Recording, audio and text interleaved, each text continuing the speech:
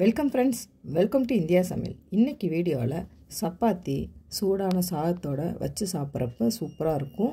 பன்னீர் gravy இந்த மாதிரி நீங்கள் செஞ்சு பாருங்கள். நம்ம சேனலை ஃபஸ்ட் டைம் பார்க்குறதா சப்ஸ்கிரைப் பண்ணி வச்சுக்கோங்க.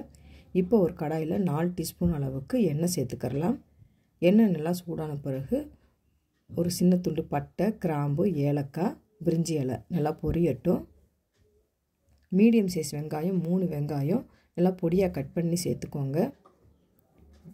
இப்போ வெங்காயம் நல்லா வதங்கி வரட்டும். வெங்காயம் நல்லா செவந்து வரணும். இப்போ பார்த்தீங்கன்னா நல்லா வெங்காயம் நல்லா செவந்து வந்திருக்கு. இப்போ 1 டீஸ்பூன் அளவுக்கு இஞ்சி பூண்டு பேஸ்ட்டு சேர்த்துக்கலாம். இஞ்சி பூண்டு பேஸ்ட்டு பச்சை வாசனை போகிற அளவுக்கு நல்லா வதக்கிக்கோங்க. இப்போ நல்லா வதங்கினதுக்கப்புறமா மீடியம் சைஸ் தக்காளி 2 தக்காளி நல்லா மிக்சியில் அரைச்சிட்டு சேர்த்துக்கோங்க. இந்த மாதிரி நீங்கள் பேஸ்ட்டாக சேர்த்துக்கிட்டிங்கன்னா கிரேவியாக கொஞ்சம் கிடைக்கும். இப்போ தேவையான மசாலாவை சேர்த்துக்கலாம். 2 டீஸ்பூன் அளவுக்கு மல்லித்தூள், மிளகாய்த்தூள், கரம் மசாலா, கொஞ்சமாக மஞ்சத்தூள் இப்போ சேர்த்துட்டு நல்லா கலந்து விட்டுக்கோங்க. இப்போ மசாலா நல்லா வேகட்டும். கொஞ்சமாக தண்ணி சேர்த்து வேக வச்சுக்கோங்க. இப்போ ஒரு மிக்சி ஜாரில் 1/2 டீஸ்பூன் அளவுக்கு சீரகம், 1/2 டீஸ்பூன் அளவுக்கு மிளகு, 1/2 டீஸ்பூன் அளவுக்கு சோம்பு நைஸாக அரைச்சி எடுத்துகிட்டு வந்துடலாம். இப்போ இந்த பவுடர் அப்படியே அரைச்சிட்டு வச்சுருங்க. இப்போ இந்த மசாலாவில் கொஞ்சமாக தண்ணி சேர்த்துட்டு கொஞ்ச நேரம் நல்லா வேகட்டும். நல்லா கலந்து விட்டுக்கலாம். தேவையான அளவுக்கு உப்பு சேர்த்துக்கோங்க. இப்போ அரைச்சி வச்ச அந்த பவுடரை கொஞ்சமாக சேர்த்துக்கோங்க.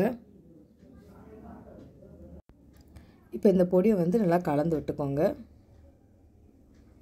எண்ணெய் பிரிஞ்சு வர அளவுக்கு நல்லா வெந்து வரட்டும்.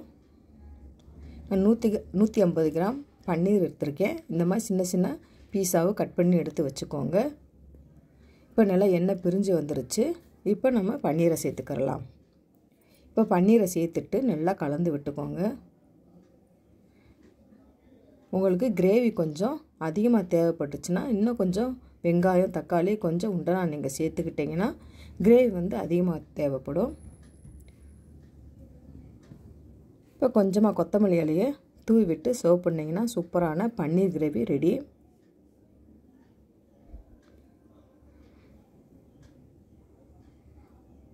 இப்போ பார்த்தீங்கன்னா நல்லா ரெடி ஆயிடுச்சு. வேறொரு பவுலில் மாற்றிக்கிடலாம். சூப்பரான ஸ்பைசியான பன்னீர் கிரேவி ரெடி ஆயிடுச்சு. நீங்களும் இந்த மாதிரி ட்ரை பண்ணி பாருங்கள் ஃப்ரெண்ட்ஸ். சப்பாத்தியோட வச்சு சாப்பிட்றப்ப டேஸ்ட்டு அட்டகாசமாக இருக்கும். ட்ரை பண்ணி பார்த்துட்டு கமெண்ட் பண்ணுங்கள். உங்களுக்கு இந்த வீடியோ பிடிச்சிருந்துச்சுன்னா லைக் பண்ணுங்கள், ஷேர் பண்ணுங்கள், கமெண்ட் பண்ணுங்கள். உங்களை நான் வேறு வீடியோவில் சந்திக்கிறேன். பாய். தேங்க்ஸ் ஃபார் வாட்சிங்.